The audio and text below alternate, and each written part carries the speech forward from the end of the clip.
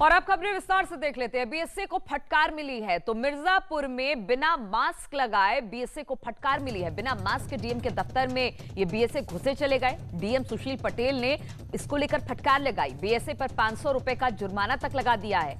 BSA Virendra Singh पर यह जुर्माना लगाया गया क्योंकि डीएम दफ्तर में वो बिना मास्क के दाखिल हुए थे और फिर डीएम साहब ने उन पर 500 रुपए का जुर्माना लगा दिया।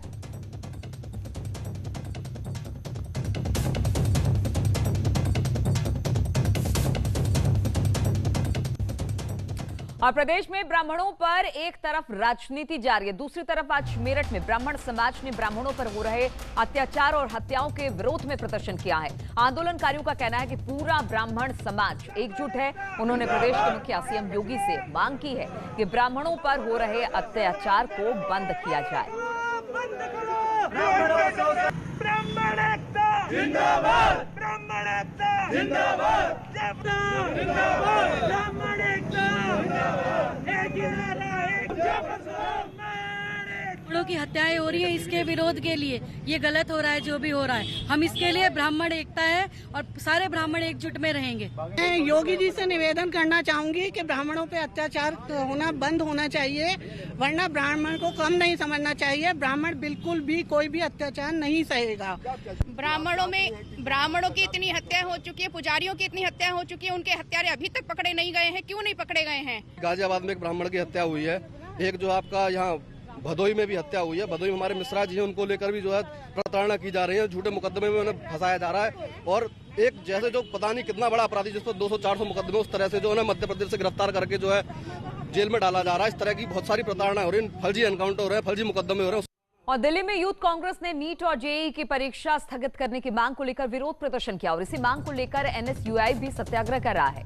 यूथ कांग्रेस के कार्यकर्ता शिक्षा मंत्रालय का घेराव करने जा रहे थे, लेकिन पुलिस ने उन्हें रास्ते में ही रोक दिया। इस बीच पुलिस और कार्यकर्ताओं के बीच धक्का मुक्की तक हुई है, जिसके बाद पुलिस ने उन्हें हिरासत में ले लिया। युवा कांग्रेस नेता राहुल राव ने कहा कि केंद्र सरकार को जगाने के लिए वो लगातार कोशिश कर रहे हैं और परीक्षा स्थगित करने की वो मांग कर रहे हैं।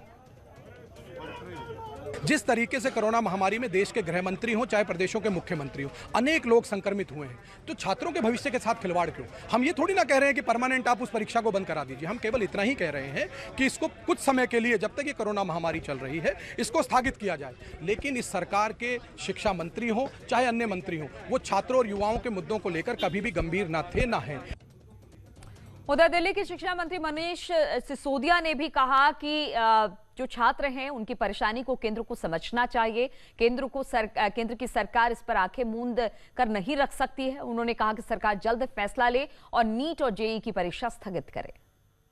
आप उसी पर चिपके रहना चाहते हो तो वैसे भी ऑर्थोडॉक्स हो। केंद्र सरकार को कोई बैठक बुलानी चाहिए, आपको लगता है? मुझे लगता है केंद्र सरकार के पास ज्यादा समय नहीं है, उसको तुरंत फैसला लेना चाहिए और ये एग्जाम पोस्टपोन करना चाहिए या ऑल्टरनेट तरीके से एंट्रेंस करा देना।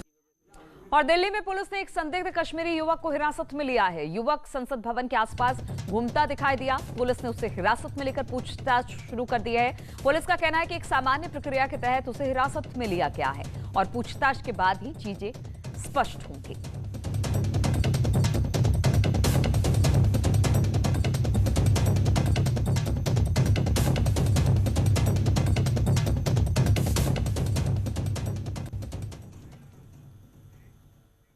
और मेरठ में एक रिक्शे वाले पर प्रधानमंत्री मोदी और सीएम योगी की दीवानगी सिर चढ़कर बोल रही है। रिक्शा चालक ने अपने रिक्शे पर मोदी और योगी की तस्वीरें लगा रखी हैं और पूरे रिक्शे पर जय श्री राम के नारे लिखवा रखे हैं। रिक्शा चालक का कहना है कि उसे प्रधानमंत्री मोदी और सीएम योगी की योजनाएं पसंद है, इसलिए वो निःशुल्क दोनों नेताओं का प्रचार करता है।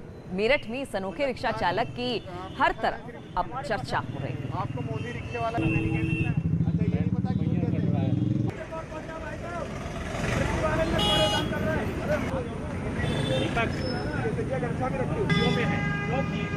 सदस्य है जिसमें मैं पार्टी के सदस्य भी हूँ, कार्यकर्ता भी हूँ और दूसरी बार इसके ये जो मैं इसके लिए प्रचार निःशुल्क प्रचार करता हूँ। मेरी पसंद है जी, मेरा मन है। अच्छा, मोदी पसंद है? हाँ जी बिल्कुल। आपको मोदी, आपका कहना है आपको मोदी रिक्शे वाला? नहीं कह देते हैं लोग, लेकिन कोई मैं वो नहीं करता। क्या कहते हैं? कोई कह देता, कोई नहीं कहता, कोई कुछ भी कह देता। कोई कहते थे, कोई प्रमोद कहता है, कोई मोदी जी कहता है मोदी जी हो गए। मैं ठीक है, जो कह रहे हो सही है। और कानपुर में करोड़ों की ठगी हुई है। रेड क्रॉस सोसाइटी ने करोड़ों की ठगी की है। नौकरी दिलाने के नाम पर लोगों से रुपए ठगे गए हैं। 80 लोगों से करीब 2.5 से 3 लाख रुपए ये ठगे किए गए हैं। हैलट अस्पताल में नौकरी दिलाने के नाम पर यह ठगी की गई है। पैसे वापस मांगने पर अब जान से मारने की धमकी इन लोगों को मिल रही है। पीड़ित युवक अब लगातार इंसाफ की गुहार लगा रहे हैं।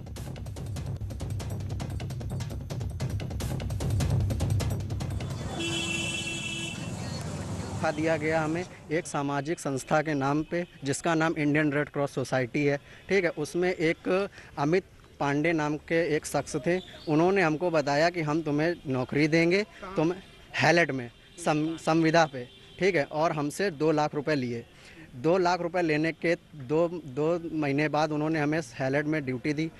ओपीडी जहाँ पे चलती थी, जहाँ पे पर्चे बनते थे, वहाँ पे ड्यूटी लगा दी और ये कार्ड दिया। ये देखिए, ये कार्ड दिया उन्होंने। अस्पताल में नौकरी लगवाने के नाम पर सबकबाग दिखाने वाले ठग ने 80 ऐसे युवक हैं जिनसे 1.25 साल तक अस्पताल में सेवाएं ली गई और इनसे 2 से 2.5 लाख रुपए तक वसूला गया और उसके बाद से अब वो फरार है।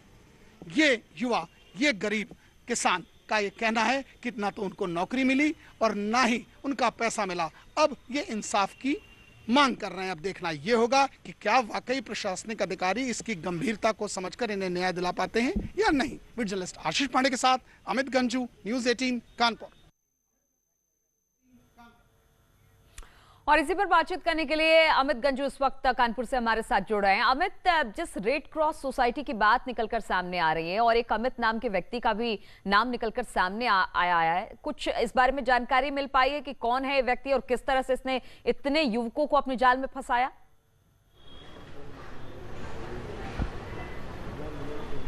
देखिए नीलू जी, मैं आपको बताना चाहूंगा, मजबूरी में जो ना आदमी कर जाए वो थोड़ा, इसकी वानगी कानपुर में साफ तौर पर देखने को मिल रही। पहले तो मैं अपने कैमरामैन आशीष पांडे से कहूंगा, ये गरीब किसान, ये युवक जो शिक्षित है, अपने हाथ में कागज, रजिस्टर्ड आई कार्ड लेके देके खड़े हैं।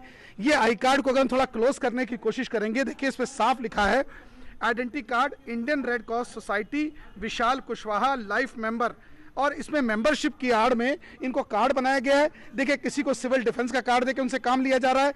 ये देखिए लोग जिलाधिकारी की एप्लीकेशंस तक लेके चल रहे हैं। यानी कहीं ना कहीं जिस प्रकार से जिसकी बात की जा रही है अमित पांडे की और सूरज की, उसने 1.25 से 1.5 साल पहले इनको सबकबाग दिखाए कि कानपुर के हैलट अस्पताल में उनकी नौकरियां संविदा पर लगेंगी। पहले 2 महीने इनको तनख्वाह दी गई। रजिस्टर दिखाइए आप कहाँ है, लाइए देखिए, ये रजिस्टर देखिए पूरा मेंटेन कराया गया है। पूरा देखिए रजिस्टर लिखा हुआ है, इसमें साफ तौर पे उपस्थिति दी जाती है कि कौन कौन लोग काम करेंगे जनवरी महीने में। और ताज्जुब की बात देखिए कि हैलट अस्पताल की ओपीडी में ये लोग ड्यूटी कर रहे हैं, पर्चे बनाने में, वार्ड बॉय की तरह काम कर रहे हैं, स्ट्रेचर ले जाने में, और कहीं ना कहीं देखिए लंबे रजिस्टर पड़े हैं, कोई अलग चीज नहीं है।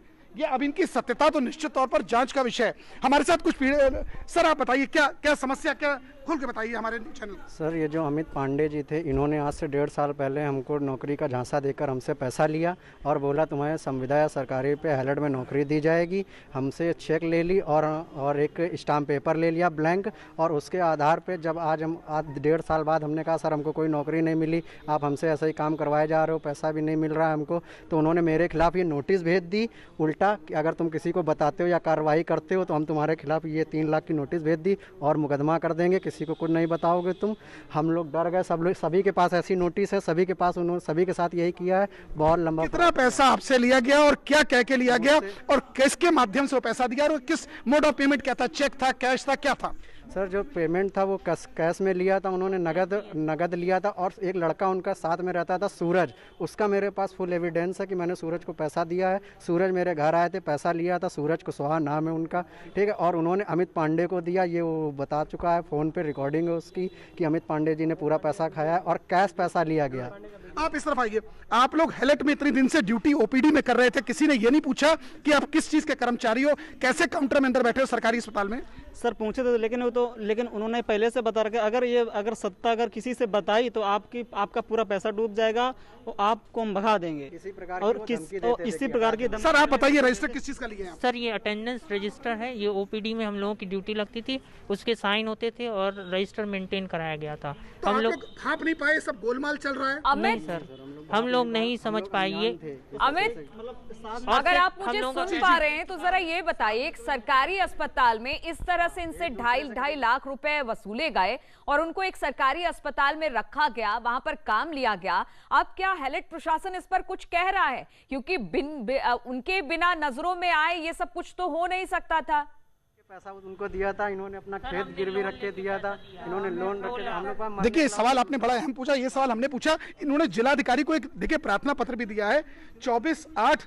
देखिए कार्यालय जिलाधिकारी, इसमें साफ तौर पर यह मेंशन किया गया है, अगर हमारे करोड़ों दर्शक पढ़ पाते हो, अमित पांडे उसमें जिक्र किया है कि निवेदन है हम प्रार्थीगण ने यहाँ इतने महीने तक लगातार काम किया गया, 5,000 रुपए तक की सैलरी भी तय किया गया। यानी अब इसके बाद आप लोग 18,000 की सैलरी पे 18,000 रुपए। आप पुलिस में गए थे, क्या हुआ? थाने गए थे? थाने में सर इन्होंने कोई कार्रवाई नहीं की गई। ये गए थे, हमने की कार्रवाई, प्रधानमंत्री जी को लेटर भेजा, मुख्यमंत्री जी को भेजा, जिला और राष्ट्रपति जी को भेजा और राज्यपाल जी को भेजा। और हमने यहाँ चौकी में हमें बुलाया गया तो दरोगा मुझे गाली भी दे रहा था, कहा था साले तुम लोगों ने पैसा दे दिया और तुम्हारे पास कोई प्रूफ नहीं। तो हमने कहा सर कैश में दिया है और पैसा लाया कहाँ से आप लोगों ने? इतना पैसा कैसे आपने मिला? सुनवाई नहीं हो रही है और जब इन्होंने आवाज उठाने की कोशिश की तो डीएम की तरफ से एक चिट्ठी इनको भेज दी गई है। अब इस पूरे मामले पर किसी तरह की कोई कार्रवाई हो रही है क्या? और वो शख्स कहाँ है जिस अमित ने इनसे पैसे लिए थे? देखिए नीलू जी, आपके दो सवाल हैं। एक तो जिलाधिकारी क्या, इन्होंने अपना प्रार्थना पत्र दिया, तमाम अधिकारी को अवगत कराया गया, लेकिन अभी तक इनकी सुनवाई में, जैसा इनका आरोप है कि इन लोगों ने अपनी जमीनें बेची हैं, अपने घर के गहने गिरवी कानपुर देहात में, कानपुर नगर के और औरैया के कुछ लोग भी हैं, जिन दुकानदारों को इन्होंने गहरे गिरवी लगाए उनका इनके पास प्रमाण भी है। इनका यह कहना है कि 2 लाख उनके लिए बहुत बड़ी रकम थी, इसलिए किसी ने ट्रैक्टर अपना गिरवी रखाया, किसी ने अपने जानवर गिरवी रखवाए, कुछ ने अपने जानवर बेचे, यानी मजबूरी का इनका फायदा उठाया गया, जैसा इनका आरोप है। हाँ बताइए क्या? ये हमने एक बार सर फोन में बात की है तो हमको धमकी दे रहा था, कह रहा था विकास दुबे मर गया है, नहीं तो तुमको 4 लाख दे के तुम्हारा काम खत्म करवा देते, तुम ज्यादा नेतागिरी करते हो। तो हमने सर कहा कि मेरा पैसा दे दो, मैं नेतागिरी नहीं करूंगा। कह रहा अगर नेतागिरी की मेरे आवास पे आए ना तो तुमको वहीं नवाबगंज थाने में लाठियां टुरवा देंगे तुम्हारे ऊपर। देखिए कहीं ना कहीं ये मजबूर व्यक्ति, पैसा भी गया, तनख्वाह भी नहीं मिली और मारने क्या धमकी मिल रही है। अब जैसा कि प्रशासनिक अधिकारियों के आपने एक सवाल पूछा था कि हैलेट अस्पताल में क्या है, अब इस मामले के बाद से सब लोग किनारा काटते नजर आ रहे हैं। सीएमएस ने इस विषय में कोई बात नहीं की, प्राचार्य को कह रहे हैं उनको जानकारी नहीं। ताज्जुब देखिए, 80 कर्मचारी हैलेट अस्पताल में काम कर रहे हैं, वार्ड बॉय की तरह स्ट्रेचर ले आ रहे हैं, व्हील चेयर ला रहे हैं, ओपीडी के पर्चे बना रहे हैं, लेकिन यहाँ के प्राचार्य को ये नहीं मालूम कि ये लोग हैं कौन। कितनी बड़ी ताज्जुब की बात है कि इनसे सेवाएं ली गई, इनके रजिस्टर मेंटेन कराए गए। अब ये देखिए, ये थाने के लिए इन्होंने एप्लीकेशन तैयार की है, मुझे लगता है ये पूरा स्वरूपनगर थाना के अंतर्गत आता है। अगर हमारे करोड़ों दर्शक देख सकते हो, एप्लीकेशन लिए घूम रहे, कब से घूम रहे हैं इसको लेकर?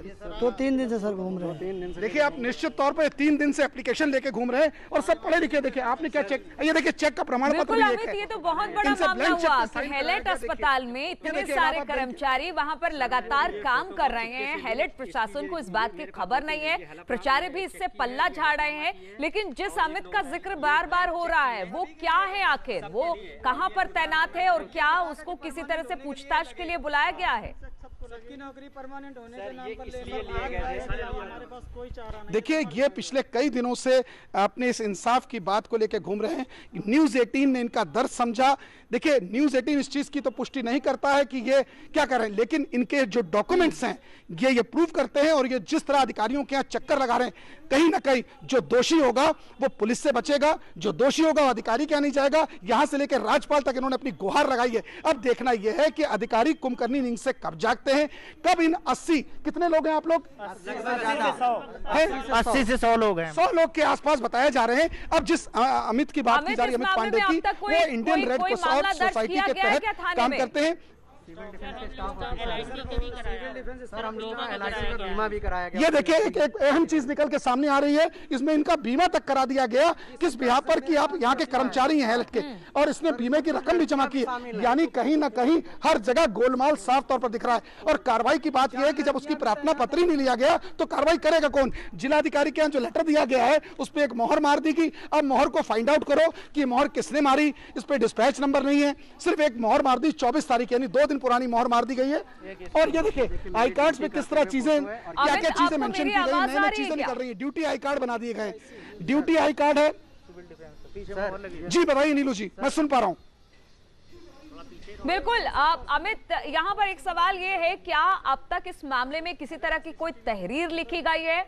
और जिस अमित का जिक्र हो रहा है वो कहाँ आखिर तैनात है? किस बिना पर उसने पैसे लिए और किस बिना पर हैलेट अस्पताल में उसने नौकरी लगाई है कि प्रचारित तक को इस बात की भनक नहीं है कि उनके 80 लोग काम कर रहे हैं? कौन है ये अमित? इस बारे में कुछ पता चल पाया है क्या?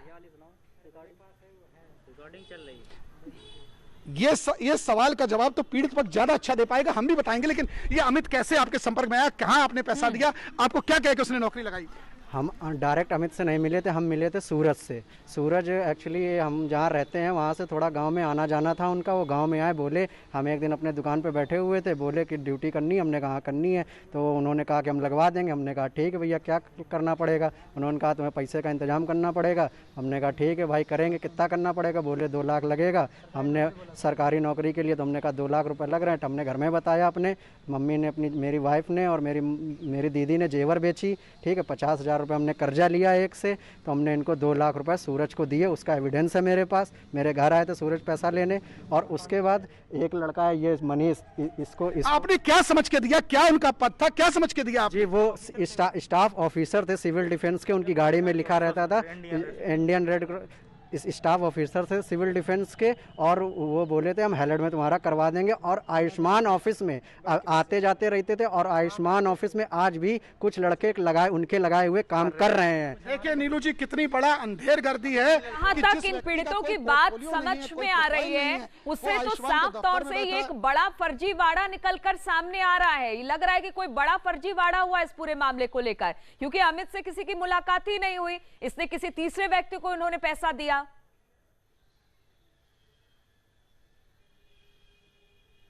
देखिए आप बिल्कुल सही कह रही हैं। अमित जो है कर्टन के पीछे है, उसके आगे सूरज है।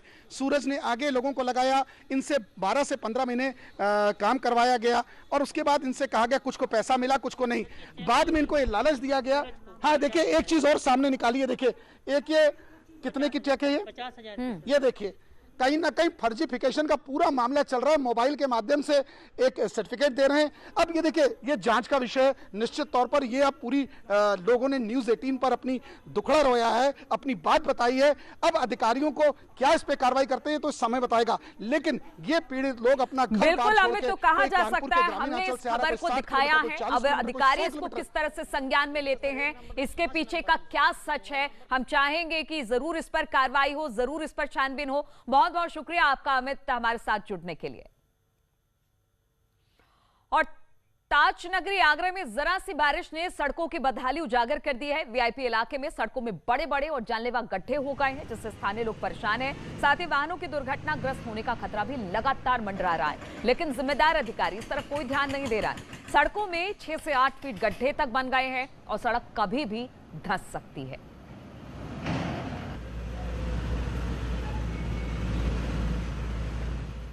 जरा सी बरसात में आगरा की सड़कों का बुरा हाल हो गया है, और इतना खतरनाक हो गई सड़कें कि आप देखिए दयालबाग क्षेत्र का इलाका है ये, और इतने गहरे गहरे गड्ढे इस तरह से इसी सड़क पर कई जगह हुए हैं जो कि जानलेवा है। लेकिन ना तो किसी को इसकी चिंता है ना फिक्र है, और लोग यहाँ जो करीब 50 कॉलोनियाँ हैं जो इस रोड से सफ़र करती हैं उनके लिए दिक्कतें पैदा हुई हैं, छोटे छोटे बच्चों के लिए भी दिक्कतें पैदा हुई हैं। इस गड्ढे के ठीक बगल में आप देखिए एक और जानलेवा गड्ढा हुआ है। लगातार सड़क धंसती जा रही है, लेकिन अब तक इसे बनाया नहीं गया है।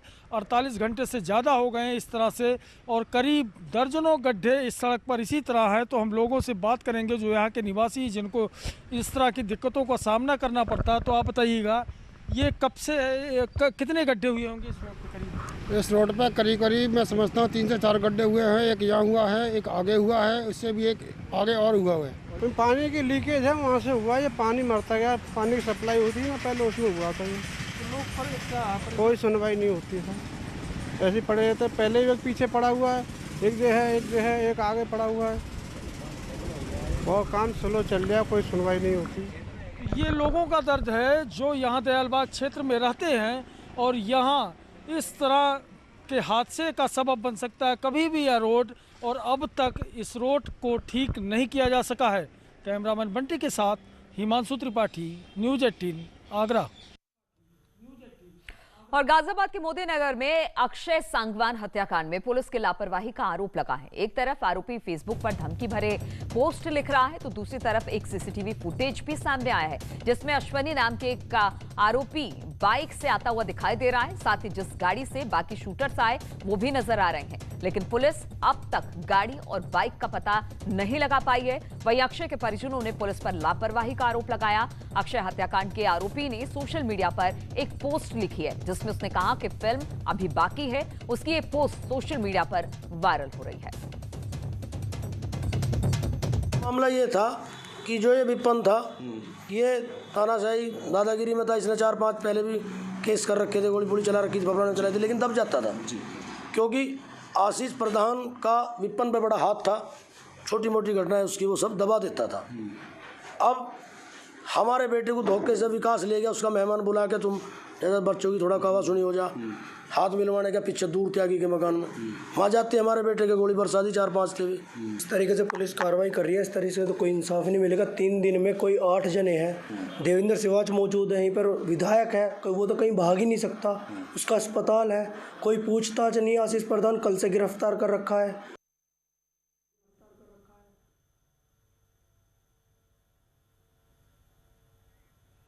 तो सोशल मीडिया पर एक पोस्ट वायरल हो रही है और उसको लेकर जो पीड़ित परिवार के लोग हैं बहुत सारी बातें कर रहे हैं कि पुलिस किसी तरह की कोई कार्रवाई नहीं कर रही है और बहुत सारी ऐसी बातें हैं कि जो अक्षय के परिजन हैं वो लगा रहे हैं। पुलिस अब तक इसमें किसी तरह की कोई बात पता नहीं लगा पाई है। गाड़ी की तस्वीरें आई, बाइक की तस्वीरें आई। वहीं अक्षय के परिजनों ने पुलिस पर लापरवाही का साफ साफ आरोप लगाया है। अक्षय हत्याकांड के आरोपी ने सोशल मीडिया पर एक पोस्ट लिखा है जिसमें उसने कहा कि फिल्म अभी बाकी है। उसकी ये पोस्ट सोशल मीडिया पर अब वायरल हो रहा है।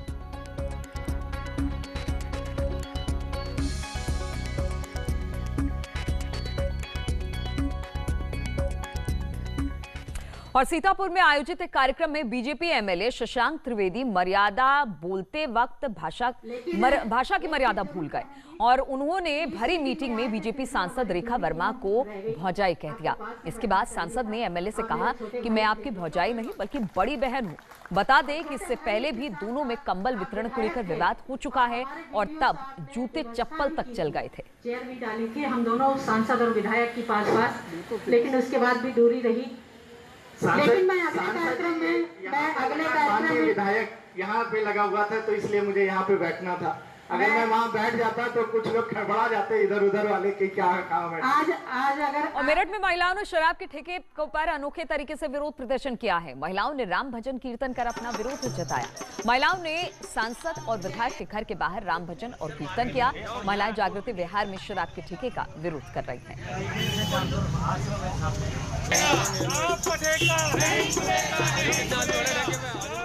तो इन तमाम खबरों के साथ इस बुलेटिन में फिलहाल इतना ही।